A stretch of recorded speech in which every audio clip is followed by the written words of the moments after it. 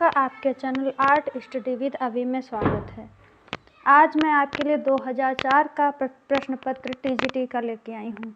ये व्याख्यात्मक प्रश्न पत्र है जो फुल डिटेल में आपको समझाऊंगी। इसमें का पहला क्वेश्चन है कि तैयब मेहता का प्रसिद्ध चित्र कौन सा है। तो तैयब मेहता का प्रसिद्ध चित्र काली है। इनके बहुत सारे फेमस चित्र हैं जिनमें से सेलिब्रेशन ट्रिपसीट और महिषासुरमर्दिनी, ये सारे चित्र बहुत सारे एग्ज़ाम्स में पूछे गए हैं। ये एक पुरुष चित्रकार हैं और इन्होंने विकर्ण श्रृंखला पर चित्रण किया है जो बहुत ही फेमस है इनका। नेक्स्ट है आपका, तैयब मेहता ने इन शहरों में काम किया, मतलब कि आप बताएंगे तैयब मेहता ने कौन कौन से शहरों में काम किया है। तो तैयब मेहता ने मुंबई और दिल्ली में काम किया है। नेक्स्ट है आपका, आरा किस चीज़ के लिए प्रसिद्ध हैं। तो आरा जो हैं वो स्थिर वस्तु चित्रण के लिए प्रसिद्ध हैं। स्थिर वस्तु चित्रण के लिए प्रसिद्ध हैं। ये आपको पता होगा कि ये जो पैग ग्रुप है, प्रोग्रेसिव आर्टिस्ट ग्रुप प्रदर्शनी जो लगी थी उसमें ये भी सम्मिलित थे। पैग ग्रुप के सदस्यों में से ये भी थे। एक थे आरा सदस्य जो हैं उसके पैग ग्रुप के, दूसरे हैं सूजा, आरा, सूजा और रजा, बाकरे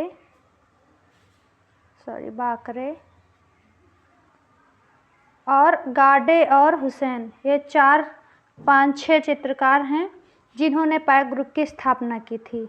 और पैग ग्रुप की स्थापना जो है वो एक चित्र जो है राधा कृष्ण का, उसे अस्वीकृत कर दिया गया था। उसी के उपलक्ष्य में सारे चित्रकारों ने मिलकर पैग ग्रुप की स्थापना की थी।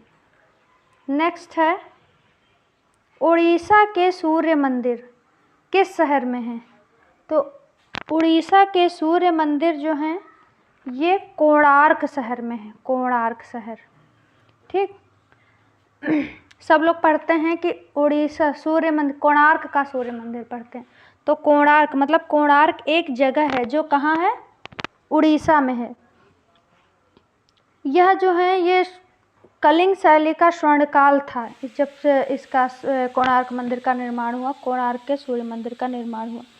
यहाँ जो मंदिर है इसकी दीवारों पर पत्थर की नक्काशी हुई और रथ की अलंकृत नक्काशी वाला ये सबसे बेजोड़ मंदिर है। नेक्स्ट है, दिलवाड़ा का मंदिर इसका है। तो दिलवाड़ा का जो मंदिर है ये किससे बना हुआ है। तो दिलवाड़ा का मंदिर संगमरमर पत्थर से बना हुआ है। संगमरमर, वाइट संगमरमर से बना हुआ है। ये राजस्थान में है और ये बहुत ही फेमस मंदिर है। ये 11वीं से 13वीं शताब्दी के मध्य बना था और इसकी नक्काशी एवं खुदाई जो है उत्कृष्ट की गई। पेपर क्वेश्चन में ये भी आता है कि दिलवाड़ा का मंदिर किस धर्म से संबंधित है। तो दिलवाड़ा का जो मंदिर है ये जैन धर्म से संबंधित है। यहाँ जो जैन धर्म के तीर्थंकर थे उनकी मूर्तियाँ बनी हुई हैं। नेक्स्ट है, सांची के स्तूप हैं। तो सांची का जो स्तूप है इसका पूछा है कि कैसा बना हुआ है। तो आप सभी जानते हैं जो स्तूप हैं ये उल्टे कटोरे की भांति बने होते हैं इस टाइप से। तो इसका आंसर है आकार में अर्धवृत्ताकार हैं ये जो हैं सांची के स्तूप। इसके ऊपर आप जानते हैं यहाँ पे एक हर्मिका होती है जिसमें अस्थियाँ रखी जाती हैं। उसके ऊपर एक डंडी जैसी बनी होती है जिसमें छत्र लगे हुए होते हैं, ठीक। और मेध होती है नीचे। और इसका जो गेट होता है उसको तोरण द्वार बोलते हैं। उत्तर में इन्हीं जो गेट होते हैं घुसने के लिए 4 गेट हैं इसमें सांची के स्तूप में। उत्तर में इसे तोरण द्वार बोलते हैं। और आप दक्षिण साइड में चले जाइएगा तो इसको बोलते हैं, सॉरी, नेक्स्ट है दिल्ली का लाल किला बनाया गया था, ये किसके पुत्र द्वारा बनाया गया था? तो ये क्वेश्चन सभी को पता होगा, जो दिल्ली का लाल किला है ये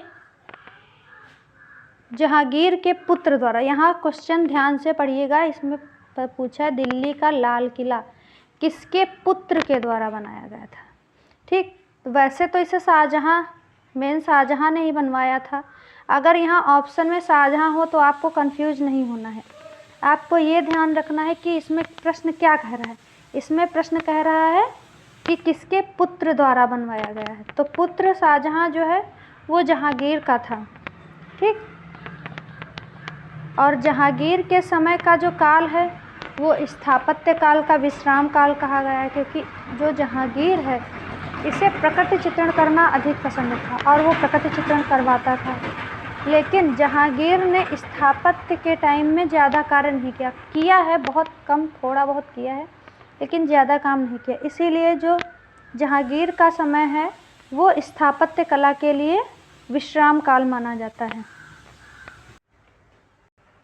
इसमें सॉरी, इसमें पीछे रह गया था सांची केश, तो इसमें मैं बता रही थी कि इनके गेट को तोरण द्वार कहते हैं, और जो दक्षिण में है उसमें जो गेट बने होते हैं उनको गोपुरम कहते हैं। ठीक, नेक्स्ट है माइकल एंजिलो किसके समय में हुआ था? तो ये पूछ रहा है कि माइकल एंजिलो जो है वो किसके समय का चित्रकार था? तो वो पुनर्जागरण का चित्रकार था। पुनर्जागरण, पुनर्जागरण जैसे पुनरुत्थान काल को 3 भागों में बांटा गया है, पूर्व पुनरुत्थान काल, मध्य पुनरुत्थान काल और उच्च पुनरुत्थान काल। तो ये जो है माइकल एंजिलो उच्च पुनरुत्थान काल का चित्रकार था, मतलब हाई रेनेसा युग का चित्रकार था। और इसमें 3 चित्रकार बहुत फेमस हैं। पहले हैं पहले हैं लियोनार्डो दा विंची, और विंची का जन्म विंसी नामक शहर में हुआ था, इसीलिए इनका नाम विंची पड़ा था। दूसरे हैं माइकल एंजिलो, और तीसरे हैं राफेल सैंजिलो, इनका पूरा नाम है राफेल सांजिलो। नेक्स्ट है राम कुमार प्रसिद्ध हैं। राम कुमार अपने किन चित्रों के लिए प्रसिद्ध हैं? तो आप सभी को पता होगा राम कुमार जो हैं वो प्रकृति चित्रण के लिए प्रसिद्ध हैं, प्रकृति चित्रण के लिए। ये इनका जन्म जो है राम कुमार का, ये शिमला में इनका जन्म हुआ था, और ये इन्होंने बनारस के घाटों का बहुत ही सुंदर और मनोरम चित्रण किया है। वहाँ के घाटों पे संबंधित बहुत सारे चित्र बनाए हैं, और बनारस की गलियों के भी अनेक चित्र बनाए हैं। इनके चित्र जो हैं वो यथार्थवादी और छाया परक महसूस होते हैं। ज़्यादातर बनारस के घाटों के चित्र राम कुमार ने ही बनाए हैं।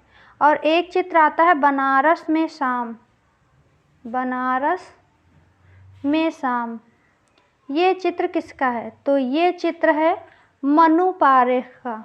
मनु पारेख आर्टिस्ट जो हैं उनका ये चित्र है बनारस में शाम। नेक्स्ट है कुतुब मीनार किसके द्वारा बनवाया गया था? ये तो सभी को पता होगा, ये छोटे बच्चों के में क्वेश्चन आता है, जीके में भी आता है। तो कुतुब मीनार जो बनवाया गया वो कुतुबुद्दीन ऐबक के द्वारा बनवाया गया था। लेकिन जो कुतुब मीनार को पूर्ण किसने करवाया था?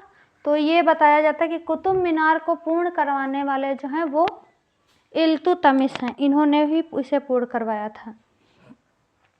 और ये जो इल्तुतमिश हैं ये इनके दामाद थे। ठीक, ये पहले 2 मंजिला 3 मंजिला बनवाई गई थी, फिर इसकी 1 मंजिल टूट जाने के कारण इसके ऊपर और 3 मंजिल इल्तुतमिश ने बनवाई थी। फिर इसका कई बार ये टूट गई, कई बार इसका जीर्णोद्धार हुआ, लेकिन इसके मेन जो माने जाते हैं तो इसके क्वेश्चन बस यही दो आते हैं ज़्यादातर। कुतुब मीनार किसने बनवाया था और कुतुब मीनार किसने पूर्ण करवाया? तो इसमें बनवाने के लिए कुतुबुद्दीन ऐबक का और पूर्ण करने का नाम इल्तुतमिश आता है। इल्तुतमिश ये गुलाम वंश के शासक थे। नेक्स्ट है मोहनजोदड़ो और हड़प्पा में पाई गई सिलें जो हैं उनका माध्यम क्या था? किस माध्यम में बनाई गई हैं? तो ये टेराकोटा माध्यम में बनाई गई हैं। सीलें जो हैं वो टेराकोटा माध्यम में बनाई गई। और पूछ लेता है कि मोहनजोदड़ो से बनाई जो मोहरें बनी हैं वो किस पत्थर से बनी हैं? तो वो सेलखड़ी पत्थर से बनी है। सेलखड़ी एक पत्थर आता है, उससे बनी है मोहनजोदड़ो और हड़प्पा में पाई गई मोहरें। यहाँ से 18 मूर्तियाँ मिली हैं और लगभग 9 प्रकार के अनाज हैं जिनकी खोज हो चुकी है मोहनजोदड़ो से। और यहाँ पे जो भी चित्र बने हुए हैं वो गेरू रंग के बने हुए मिले हैं। ज़्यादातर यहाँ पे मोहरें और जो चित्र बने हुए हैं वो पात्रों पे बने हुए मिले हैं। और यहाँ की जो लिपि है अब आज तक पढ़ी नहीं गई है, इसीलिए इसको प्रागैतिहासिक काल के अंतर्गत नहीं रखते हैं, आद्य ऐतिहासिक काल के अंतर्गत इसे रखा जाता है। नेक्स्ट है एलोरा में कुल कितनी गुफाएं हैं? तो एलोरा में सभी को पता, एलोरा में कुल 34 गुफाएं हैं। एलोरा में कुल 34 गुफाएं हैं। इसका एक नाम बेरुल भी है या एलापुर भी इसे कहते हैं। इसका जो मतलब कि इसे बनवाया किसने था? तो इसे कृष्णदेव प्रथम ने बनवाया था। राजा कृष्णदेव प्रथम है, उन्होंने ही बनवाया था। इसमें जो 16 नंबर की गुफा है, 16 नंबर, इसको कैलाशनाथ मंदिर कहते हैं। कैलाशनाथ मंदिर इसका निर्माण कृष्ण प्रथम ने करवाया था।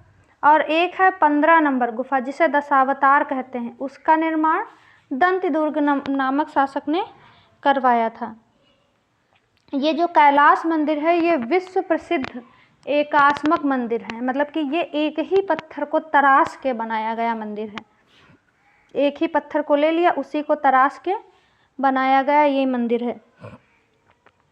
और इसकी खुदाई जो है वो बनाने का जो अनुपात है वो ऊपर से लेके नीचे तक बनाया गया और यह द्रविड़ शैली का मंदिर है। इस गुफा जो ये गुफाएं हैं ये इनका जो उत्खनन है वो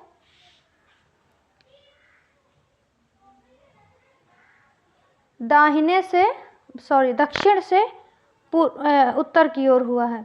इसमें पहले 12 गुफाएं हैं, 1 से 12 नंबर गुफाएं हैं जो बौद्ध धर्म से संबंधित हैं। नंबर 13 से 30 तक 17 गुफाएं ये ब्राह्मण धर्म से संबंधित हैं, 29 तक, और 30 से लगभग 34 तक 5 गुफाएं ये जैन धर्म की गुफाएं हैं। और जो एलोरा है ये वास्तुकला के लिए प्रसिद्ध है। एलोरा वास्तुकला के प्रसिद्ध है। और एलिफेंटा पूछता है किस लिए प्रसिद्ध है? तो एलिफेंटा ये मूर्तिकला के लिए प्रसिद्ध है। नेक्स्ट है एलोरा में कौन सा मंदिर एलोरा की जान है? तो एलोरा में अभी बताया कैलाश का मंदिर, इसी को एलोरा की जान कहते हैं। जो एलोरा में कैलाश मंदिर है इसमें शिवलिंग को बनाया गया है और इसमें सबसे महत्वपूर्ण चित्र है रावण अपने हाथों से कैलाश पर्वत को उठा रहा है। ये क्वेश्चन DSSB में कई बार आ चुका है। रावण अपने हाथों से कैलाश पर्वत को उठा रहा है, तो रावण जब उठाएगा उसको तो पार्वती माता जो है वो भगवान शिव के बगल में बैठी हुई हैं, तो वो बहुत डर जाती हैं। उन्हें भयभीत अवस्था में शिव जी का हाथ पकड़े हुए दिखाया गया है। और फिर वो रावण और भगवान शिव हैं वे अपने अंगूठे से पर्वत को दबा देते हैं, जिसके कारण जो रावण है उसका हाथ उसी पर्वत के नीचे दब जाता है। फिर माता पार्वती जो है तो वो रावण को श्राप देती हैं कि तुम्हारी जो मृत्यु का कारण है वो एक स्त्री ही बनेगी। इस चित्र को इसमें दर्शाया गया है एलोरा मंदिर में। नेक्स्ट है अजंता एलोरा गुफाओं के सबसे पहले किसने देखा था? तो अजंता और एलोरा गुफाएं हैं, इन्हें सबसे पहले ह्वेनसांग, ये ह्वेनसांग लिखा है, वैसे ह्वेनसांग लिख के आता है, ह्वेनसांग नामक एक जो था यात्री, चीन का ये यात्री था, 6ठी शताब्दी में भारत आया था, यही आया था। और ये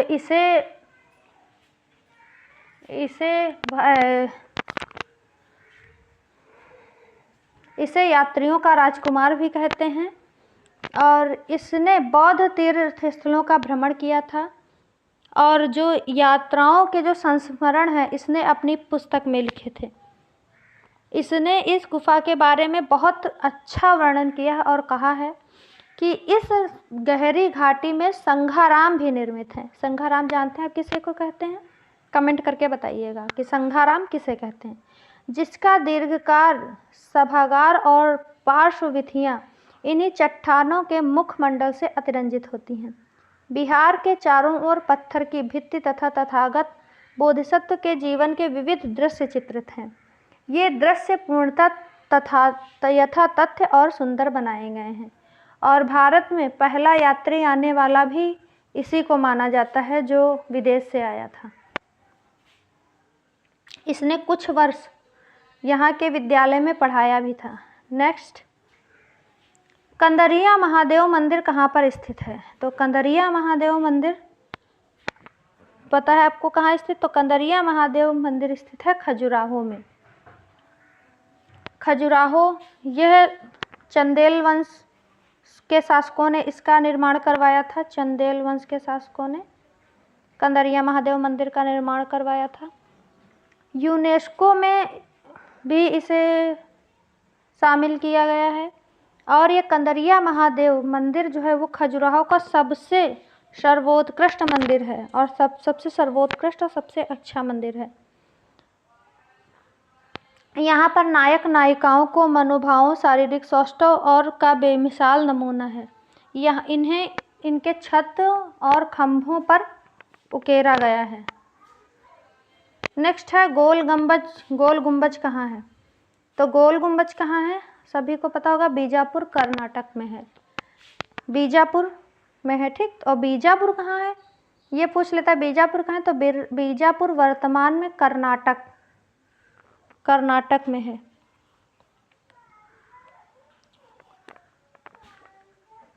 नेक्स्ट है जंतर मंतर किसने बनवाया था? तो जंतर मंतर जो है वो बनवाया था राजा सवाई सिंह ने, ठीक। और ये 5 जगह पर स्थित है। जो जंतर मंतर है ये एक वैधशाला है और ये 5 जगहों पर स्थित है। देखिए कहाँ कहाँ स्थित है, नोट कर लीजिएगा। दिल्ली में है, उज्जैन में है, वाराणसी में है,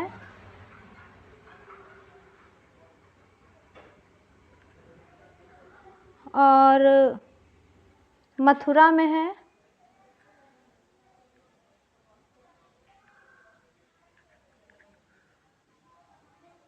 और जयपुर में है। सबसे ज़्यादा वैसे तो जयपुर का आता है, लेकिन सभी याद कर लीजिएगा कि 5 स्थानों पर जंतर मंतर है, और जंतर मंतर एक वैधशाला है, ठीक। यहाँ जो वैधशाला है इसमें ग्रह, नक्षत्र आदि की दैनिक स्थितियाँ देखने के लिए यह बनाया गया था। इसमें अनेक पाषाण यंत्र हैं, जिसमें सम्राट यंत्र, जयप्रकाश यंत्र और राम यंत्र ये प्रमुख हैं। नेक्स्ट है हुमायूं का मकबरा किसने बनवाया था? तो हुमायूं का मकबरा किसने बनवाया था? हुमायूं का मकबरा अकबर ने बनवाया था। अकबर ने बनवाया था, मतलब कि अकबर के शासनकाल में बना था। अकबर के शासनकाल में बना था। और बनवाया किसने था? तो बनवाया था हुमायूं की वाइफ और इनकी माता गुलबदन बेगम ने।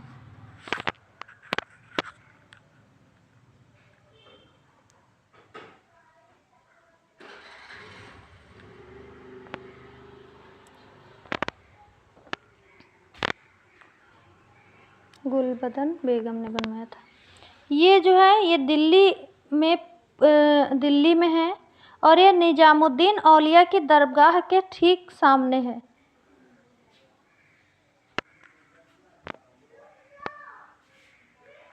विक्ट्री टावर कहाँ है? तो विक्ट्री टावर जो है ये चित्तौड़गढ़ में है, चित्तौड़गढ़। और चित्तौड़गढ़ कहाँ पड़ता है? चित्तौड़गढ़ राजस्थान में पड़ता है। इसका निर्माण महाराणा कुंभा ने करवाया था। किसने? महाराणा कुंभा ने करवाया था 1440 में। 1440 में करवाया था। जो मालवा के शासक पर विजय पाने के उपलक्ष्य में यादगार के रूप में इसे बनवाया गया था। यह बहुत ही सुंदर स्थापत्य है। नेक्स्ट, राजा रवि वर्मा के पौराणिक चित्रों का विषय क्या था? राजा रवि वर्मा के चित्रों का विषय क्या था? तो राजा रवि वर्मा के चित्रों का विषय पौराणिक था। इन्होंने जो भी चित्र बनाए हैं वो पौराणिक विषयों पर बनाए, जैसे महाभारत, रामायण, जो पौराणिक ग्रंथ हैं उन्हीं के आधार पर इन्होंने चित्र बनाए हैं। और इनका जो प्रिय विषय है वो मेन नारी रही है। इन्होंने मराठी नारियों के चित्र भी बनाए हैं और इनकी जो नारी आकृतियां हैं वो बहुत दुबली पतली नहीं, हष्ट पुष्ट आकृतियां होती थी। इनके जीवन पर आधारित फिल्म बनी है रंग रसिया, जिसमें राजा रवि वर्मा को दिखाया गया है। बाद में अगर आप कमेंट करिएगा तो मैं इन सब की थ्योरी आपको फुल डिटेल में पढ़ाऊंगी, जैसे राजा रवि वर्मा, अवनींद्रनाथ टैगोर।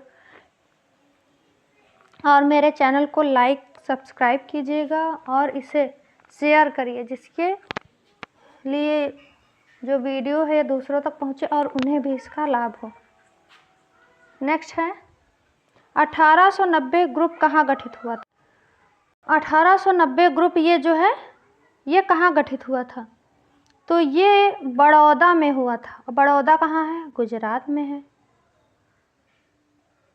इसकी स्थापना बताइए कब हुई थी? तो इसके ग्रुप 1890 की स्थापना 1963 ईस्वी में हुई थी। ठीक। और ये इसका नाम 1890 कैसे पड़ा? तो इसमें देखिए, इसमें 12 सदस्य थे और ये जिस मकान में इन्होंने इसका गठन किया था उस मकान का नंबर 1890 था। ये भी प्रश्न आता है कि इसका नाम 1890 कैसे पड़ा? तो इन्होंने जिस मकान में वो किया था, स्थापना इसकी की थी, उस मकान का नंबर ही 1890 था। और यहाँ के जो 12 सदस्य हैं उनमें जे राम पटेल, नोट कर लीजिएगा, जे राम पटेल, जे स्वामीनाथन, अंबादास, गुलाम मोहम्मद शेख, हिम्मत शाह, एरिक बोवेन, ज्योति भट्ट, राजेश मेहरा, एम रंगप्पा नायडू, राघव कनेरिया, बालकृष्ण पटेल तथा एस.जी. निगम थे। नेक्स्ट है, निम्नलिखित में से 1890 ग्रुप के कौन से चित्रकार हैं? तो आप बताइए। अभी मैंने नोट करवाया है कि 1890 ग्रुप के चित्रकार कौन से थे तो इसमें थे 1890 में जो इसके गुरु थे, इसके ग्रुप के चित्रकार थे वो हैं हिम्मत शाह। ठीक। और इन्होंने इसकी स्थापना कहाँ की थी? तो जे पांड्या के मकान में, जो गुजरात के भावनगर में जे पांड्या का मकान था, उसी में इन्होंने इसकी स्थापना की थी, ग्रुप 1890 की। नेक्स्ट है, 1890 ग्रुप का कौन सा कलाकार है जो प्रसिद्ध चित्रकार, कवि, कला इतिहासकार था? तो इसमें का है जी.एम. शेख। इनका पूरा नाम है गुलाम मोहम्मद शेख। ये एक कवि भी थे, चित्रकार भी थे और इतिहासकार थे। इन्होंने जो कविताएं लिखी हैं वो गुजराती भाषा में लिखी हैं। नेक्स्ट है 24 नंबर, ग्रुप 1890 का प्रसिद्ध प्रिंट मेकर कौन था? तो आप सभी जानते हैं हिम्मत शाह ये एक चित्रकार थे, GM शेख भी एक चित्रकार थे, जयराम पटेल भी चित्रकार थे, ज्योति भट्ट जो हैं ये एक प्रिंट मेकर थे। ज्योतिन्द्र मानशंकर भट्ट इनका पूरा नाम था। ये एक पुरुष चित्रकार हैं। ठीक, इन्होंने क्या किया, इन्होंने एचिंग में ये काम करते थे, ग्राफिक में, और इन्होंने इंटेग्लियो पद्धति अपनाई थी। ज्योति भट्ट, इनका एक चित्र बहुत फेमस है, लिख लीजिएगा, पेपर में आता है, KVS के पेपर में और DSSS भी, इन सभी पेपर में आता है। उसका नाम है देवी, बहुत इम्पोर्टेंट चित्र है देवी। नेक्स्ट है, वह प्रसिद्ध मूर्तिकार कौन था? वह प्रसिद्ध मूर्तिकार कौन सा था जो अपनी जली जलाई लकड़ियों से मूर्तियां बनाता था? ठीक, मतलब कि ऐसे ऐसे चित्रकार हैं जिनके माध्यम बड़े अलग अलग हैं। कुछ चित्रकार कांसे में बनाते थे, कुछ बनाते थे सीमेंट में, और इन्होंने तो लकड़ी को जलाकर उससे ही मूर्तिकला बना दी। ये बहुत फेमस आर्टिस्ट हैं और इनकी जो मूर्तियां हैं देखिएगा बहुत ही सुंदर हैं। तो वो हैं जयराम पटेल। ये यहाँ पे गलत लिखा हुआ है जयराम पटेल ना, इसमें गेराम पटेल लिखा है, ये गलत है, जयराम पटेल हैं ये। और जो ये जयराम पटेल हैं ये व्यक्तिनिष्ठ कलाकार हैं, और इन्होंने चित्र बनाया जो लकड़ी का जला हुआ अंश होता है उसके विभिन्न स्तर उत्पन्न होते हैं जलने पर, तो उस लकड़ी का इन्होंने लकड़ी पे इन्होंने मूर्ति को उकेरा था। नेक्स्ट है, सबसे प्रसिद्ध पॉप कलाकार कौन से हैं? तो सबसे प्रसिद्ध पॉप कलाकार हैं एंडी वॉरहोल। ठीक, और ये एंडी वॉरहोल जो हैं इन्होंने जो भोजन और वस्तुओं के डिब्बे होते हैं या जो पेय पदार्थ होते हैं जैसे पेप्सी, कोका कोला, ये सब इसके जो डिब्बे वगैरह होते हैं उनसे इन्होंने आकृतियां निर्मित की, और जिसे पॉप आर्ट कला कहा गया। और ये पॉप आर्ट है कहाँ की? तो ये इंग्लैंड की है। इंग्लैंड पूछता है पॉप आर्ट का जन्म कहाँ हुआ था? तो इंग्लैंड में हुआ। नेक्स्ट है, सर्वाधिक प्रसिद्ध चित्र शांति या पीस, ये किसके द्वारा बनाया गया था? तो ये जो चित्र है शांति, ये पिकासो द्वारा बनाया गया था। पाब्लो पिकासो आर्टिस्ट हैं, इनके द्वारा बनाया गया था। पाब्लो पिकासो, इनका पूरा नाम पाब्लो रुइस पिकासो था, लेकिन बाद में ये मातृ प्रेम के कारण सिर्फ अपने हस्ताक्षर पाब्लो पिकासो के नाम से करने लगे थे। ये बहुत फेमस चित्रकार हैं और इनके जो चित्र हैं वो कई काल में विभाजित हैं। जैसे इन्होंने पिंक पीरियड में भी काम किया, ब्लू पीरियड में भी काम किया। नेक्स्ट है, ऑप कलाकार का नाम बताइए। तो ऑप कलाकार जो हैं वो कौन से हैं? तो वो हैं विक्टर वासरेली। इनका पूरा नाम है विक्टर वासरेली। विक्टर वासरेली।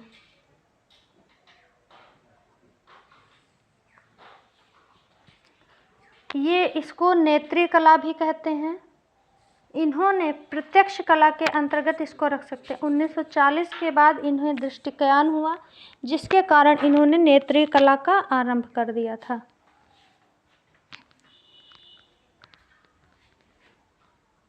नेक्स्ट है 29 नंबर क्वेश्चन है, अपने पिंक पीरियड के लिए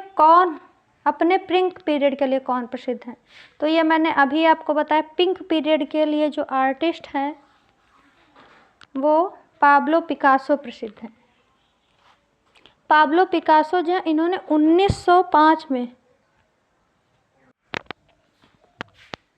पाब्लो पिकासो ने इन्होंने ब्लू पीरियड में भी काम किया है और गुलाबी पीरियड में भी काम किया है।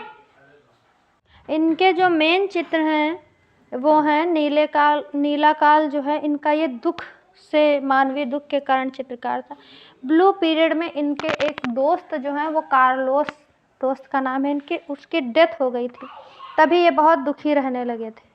इन्होंने चित्र बनाए थे, नट, भांड, नर्तक, ये सब चित्र इनके बहुत ही फेमस चित्र हैं।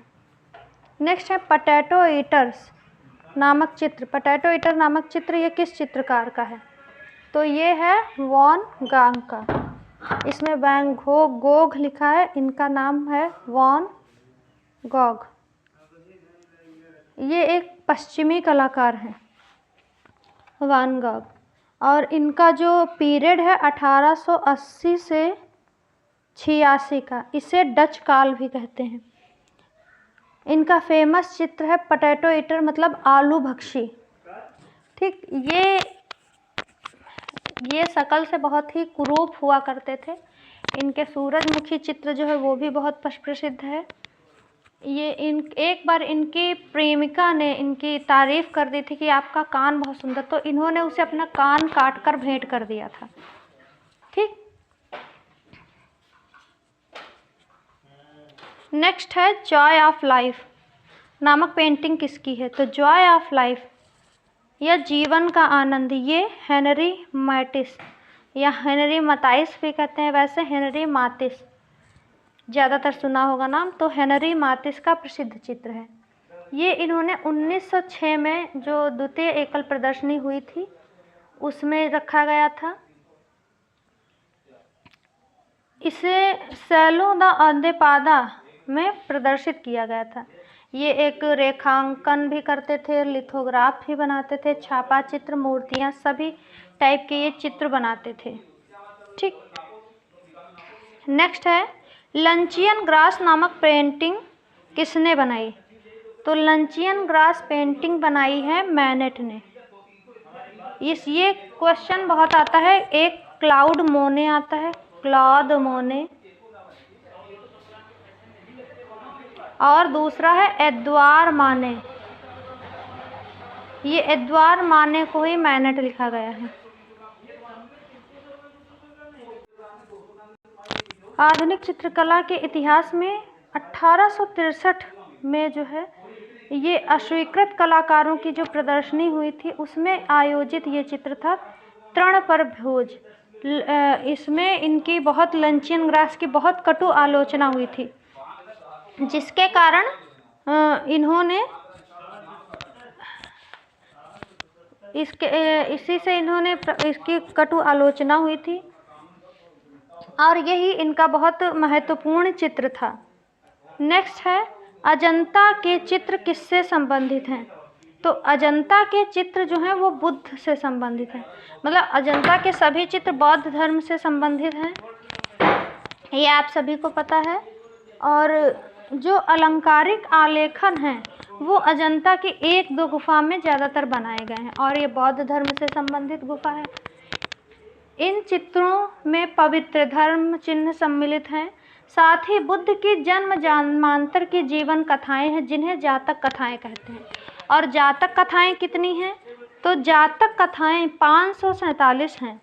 टोटल जातक कथाएं पूछ लेता है कि टोटल जातक कथाएं कितनी हैं, तो 547 जातक कथाएं हैं। नेक्स्ट है प्रसिद्ध दिलवाड़ा मंदिर कहाँ स्थित है? देखिए एक ही पेपर में 2 बार क्वेश्चन आ गया इसका।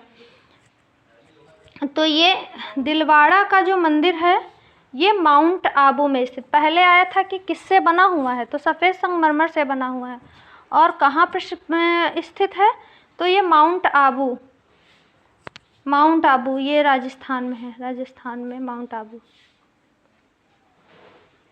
नेक्स्ट है डेविड की मूर्ति किससे संबंधित है?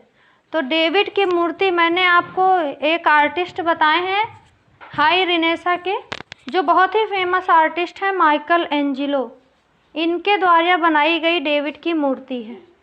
इन्होंने एक डेविड की मूर्ति बनाई थी जो बहुत ही फेमस, और एक और मूर्ति है जो रोनांडिनी पिएटा की है, वो भी इनकी फेमस मूर्ति, और एक इनकी पिएटा नामक मूर्ति है। पिएटा और रोनांडिनी पिएटा दोनों इन्होंने बनाई थी। पिएटा इनके शुरुआती काल की पेंटिंग है, और रोनांडिनी पिएटा बनाते वक्त इनकी मृत्यु हो गई थी, उसे ये कंप्लीट नहीं कर पाए थे। और एक क्वेश्चन ये आता है कि कौन से 2 मूर्तिकार हैं जिन्होंने अपना कार्य अधूरा छोड़ दिया था? तो उसमें माइकल एंजेलो और दूसरे हैं पाब्लो पिकासो। नेक्स्ट है बिंदु चित्र पद्धति आरंभ करने वाले कलाकार कौन से हैं? तो बिंदुवादी कलाकार जो है वो मानते हैं हम स्यूरत को। इन्हें जॉर्ज शोरा भी इनका नाम लिखा था, जॉर्ज शोरा। इन्होंने क्या किया, इन्होंने अमिश्रित मूल जो रंग होते हैं उनके छोटे छोटे धब्बे रख के एक पेंटिंग बनाई, मतलब कि डॉट डॉट करके पेंटिंग बनाई, जो मतलब अलग अलग कलर के डॉट रखते थे एक ही पास छाया प्रकाश के लिए, और वैसे ही इन्होंने चित्र बनाए। इन्होंने रंगों को मिक्स नहीं किया था। नेक्स्ट है कौन प्रसिद्ध फाविज्म कलाकार था? तो अभी आपको क्वेश्चन में बताया था कि फाववादी कलाकार हेनरी मातिस हैं। इनका ही चित्र है जीवन का आनंद, जीवन का आनंद।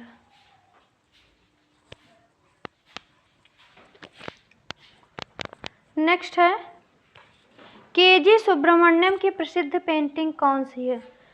तो केजी, ये आप ये याद कर लीजिए, ये सारे ही पेंटिंग केजी सुब्रमण्यम की हैं। स्वतंत्रता यात्रा, अनुष्ठान, सेंट एंड्रूज में विवाह। और इसमें सबसे प्रसिद्ध पेंटिंग पूछता है तो मेरी समझ से इसका आंसर स्वतंत्रता रहेगा, लेकिन जो पेपर में सॉल्व है वो है सेंट एंड्रूज में विवाह, ये इसका सही आंसर बताया गया है। और केजी सुब्रमण्यम का जन्म 1924 ईस्वी में हुआ था। ठीक, और ये चित्रकार, प्रसिद्ध चित्रकार, लेखक, इतिहासकार सभी कहे जाते हैं। और इन्होंने क्या किया था, जो कुछ भी पेंटिंग, इन्हें बहुत सारी स्कॉलरशिप भी मिली थी, इन्हें कला स्कॉलर, कलाकार भी कहा जाता है। अमृता शेरगिल की माँ कौन थी? तो पहले तो आपको बता दें कि अमृता शेरगिल कौन थी। अमृता शेरगिल जो थी वो हंगरी में पैदा हुई थी और इनकी माँ भी हंगेरियन थी। अमृता शेरगिल का जन्म 1913 में बुडापेस्ट नामक जगह पे हुआ था और ये मात्र 27 वर्ष की उम्र में 1941 में इनका निधन हो गया था। ये भारत में रही, इन्होंने शिमला में चित्रण किया। इनके चित्रों का मुख्य जो है विषय था विषाद। इनका ये कहना है कि अगर भारत में गरीबी ना होती तो मेरे चित्रण करने के लिए कुछ भी नहीं था। इन्होंने कहा जैसे पिकासो पाश्चात्य कला में फेमस है, वैसे ही मैं भारतीय कला में। अमृता शेरगिल के कार्य को किसने प्रोत्साहित किया था? तो अमृता शेरगिल के कार्य को जैमिनी राय या यामिनी राय का इन्होंने प्रेरित किया था। और ये यामिनी राय कौन है? ये एक पुरुष चित्रकार हैं और ये लोक कला से संबंधित है। इन्होंने ज़्यादातर चित्र जो बनाए वो लोक चित्रकला से संबंधित चित्र बनाए, लोक चित्रकला से। इनकी चित्रकला को पटुआ कला के नाम से भी जाना जाता है। नेक्स्ट है राम किंकर बैज। राम किंकर बैज का सबसे प्रसिद्ध कार्य कौन सा है? तो इनका सबसे प्रसिद्ध कार्य है संथाल परिवार। ये प्रश्न उसमें KVS में भी आता है, NVS TGT वगैरह में बहुत आता है। और ये पूछ लेता संथाल परिवार किससे बना है? तो ये सीमेंट कंक्रीट से बना हुआ है, सीमेंट से बना हुआ है। और इनके जो आकृतियां हैं वो खुले आकाश के नीचे बनी हुई होती हैं, प्रकृति से संबंधित इनके चित्र हैं। ठीक, और इसमें पूछता है कितने मनुष्य हैं? तो इसमें 2 पुरुष हैं, एक पुरुष है और महिला है और 2 बच्चे हैं। एक बच्चा महिला की गोदी में है और दूसरा बच्चा वो जो लिए हुए हैं सामान ढोने के लिए कावड़ टाइप में, उसमें एक बच्चा बैठा, एक में गठरी लादे हुए हैं। नेक्स्ट है सैलोज मुखर्जी एक हैं। तो सैलोज मुखर्जी कौन है? तो सैलोज मुखर्जी एक प्रभाववादी कलाकार हैं और इनके प्रारंभिक चित्र राजपूत तथा मुगल शैली पर आधारित हैं। परंतु बाद में इन्होंने अभिव्यंजनावादी या प्रभाववादी दृष्टिकोण को अपना लिया था। नेक्स्ट है, अवनींद्रनाथ टैगोर किस लिए जाने जाते हैं? तो अवनींद्रनाथ टैगोर वॉश चित्रण के लिए जाने जाते हैं। वॉश सब जानते हैं, वॉश चित्रण के क्योंकि इन्होंने ही पुनरुत्थान काल की स्थापना की थी। बंगाल में पुनरुत्थान काल इन्होंने ही शुरू किया था। ये 1903 में जो जापानी कलाकार आए थे, याकोहामा ताइकान और हिसिंदा, उनसे प्रेरित होकर इन्होंने जापानी कला अपनाई थी। जापानी वॉश टेक्निक जो है वो जापानी कला की ही देन है।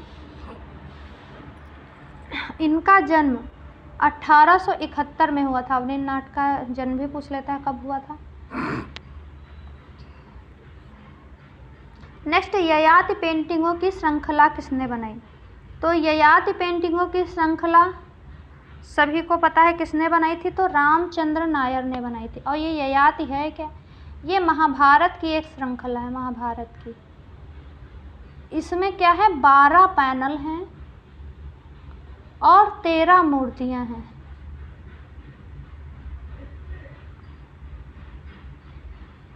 नेक्स्ट है, बीसी सान्याल किसके समकालीन थे?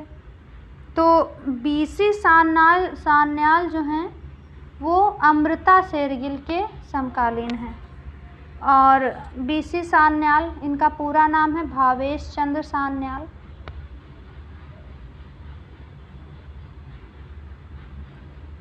और इन्हें शताब्दी कलाकार भी कहा जाता है, भावेश चंद्र सान्याल को, क्योंकि ये एक ही ऐसे कलाकार हैं जो 100 साल से ऊपर जीवित रहे हैं। ठीक, इनका जन्म 1901 में हुआ था और 2001 में इन्होंने अपना 100वां बर्थडे भी मनाया है। अजंता में कुल कितनी गुफाएं हैं? तो अजंता में कुल 29 नहीं कहेंगे, 30 कहेंगे, 30 गुफाएं हैं। क्योंकि पहले तो 29 गुफाएं ही थी, बाद में खोज हुई तो खोज में एक और गुफा सामने आई जिसका नाम 15A रखा गया। तो टोटल मिला के 30 गुफाएं हो गई अजंता में। अजंता गुफाएं जो हैं ये महाराष्ट्र में हैं और इनमें स्तूप और विहार गुफाएं हैं। इनके 2 भाग किए गए हैं, जैसे एक स्तूप और विहार। स्तूप में क्या करते थे, पूजा करते थे, और विहार गुफाओं में कर ये रहने के लिए, बौद्ध भिक्षुओं के रहने के लिए और उनके अध्ययन करने के लिए बनाई गई थी। नेक्स्ट है, अजंता गुफाएं प्रकाश में कब आई? तो अजंता गुफाओं की खोज 1819 ईस्वी में की गई थी और इसका जो है गुफा का पता बड़े ही नाटकीय ढंग से हुआ था। बताएं कैसे हुआ था? जैसे कि 1819 ईस्वी में एक सैनिकों की टुकड़ी जो है वो हैदराबाद और मुंबई के बीच एक गांव से जा रही थी। ग्रामीणों ने गांव की सीमा पर हमला करने के लिए जा रहे थे, लेकिन ग्रामीणों ने इनका डटकर मुकाबला किया और इन्हें पीछे ढकेल दिया था। लेकिन एक दिन एक पहाड़ी अपनी बंदूक लेकर शिकार करने की खोज में निकला था और चलते चलते वह बहुत दूर निकल गया। तो उसे क्या हुई, एक लोमड़ी सी दिखाई गई। और सभी जानते हैं कि जो सैनिक हैं वो लोमड़ी वगैरह की शिकार करने में बहुत पारंगत होते थे। तो इन्होंने क्या किया, लोमड़ी की खोज करते करते वह एक ऊंची चट्टान पर पहुंच गए और लोमड़ी तो उसे कहीं नहीं दिखाई दी, परंतु नीचे घाटी में उसे एक गुफा जैसी चीज़ दिखाई दी। और जब वह वहाँ पहुँचा तो उसके आश्चर्य का ठिकाना नहीं था। फिर उसने अपने अधिकारियों को इसकी जानकारी दी और फिर धीरे धीरे इसकी खोज हुई और 1819 में इसकी खोज का श्रेय माना जाता है। अजंता गुफाएं किस धर्म से संबंधित हैं? तो अजंता गुफाएं बौद्ध धर्म से संबंधित हैं और इस गुफा में जैन, ईसाई, हिंदू किसी भी धर्म का चित्रण नहीं, सिर्फ और सिर्फ ये बौद्ध धर्म से ही संबंधित गुफा है। इसमें बुद्ध के जन्म जन्मांतर की कथाएं दिखाई गई हैं कि बुद्ध पूर्व जन्म में हाथी थे, बुद्ध पूर्व जन्म में 6 दांतों वाले हाथी थे, उन्होंने बंदर के रूप में भी जन्म लिया, वेशांतर के रूप में जन्म लिया। बहुत सारी इनकी कथाएं जो अजंता गुफा से प्राप्त हुई हैं। नेक्स्ट है, अजंता की भित्ति चित्र में सतह को तैयार करने के लिए किस टेक्निक का प्रयोग किया जाता था? बताइए, चावल की भूसी, गोंद सहित गाय का गोबर इस्तेमाल किया जाता था, कि चावल की भूसी और गोंद सहित पत्थर पाउडर का प्रयोग किया जाता था, या चावल की भूसी और गोंद सहित चिड़िया की बीट का इस्तेमाल किया जाता था, या चावल की भूसी और गोंद सहित मिट्टी का प्रयोग किया जाता था? तो इसमें जो है अजंता के चित्रों में चावल की भूसी, गोंद सहित गाय का गोबर मिलाया जाता था। इसमें क्या करते थे, अजंता के चित्रों में चूने के गारे के स्थान पर पहले प्लास्टर की परत में खड़िया, गोबर और बजरी का गारा गुफा की खुरदरी दीवार पर लगा दिया जाता था। फिर जब वो थोड़ा सा सूख जाता था, सूखने लग, तब उस पर चित्रण कार्य किया जाता था। नेक्स्ट है, अजंता की गुफाएं कहाँ स्थित हैं? तो अजंता की गुफाएं महाराष्ट्र के औरंगाबाद जिले में स्थित हैं। और अजंता जो गुफाएं हैं वो एलोरा और अजंता गुफाएं लगभग 100 किलोमीटर की दूरी पर हैं। 100 किलोमीटर की दूरी पर हैं। अजंता जो एक पावन तीर्थ स्थल माना गया है और इसे यूनेस्को वर्ल्ड हेरिटेज साइट में भी शामिल कर दिया गया है 1983 में।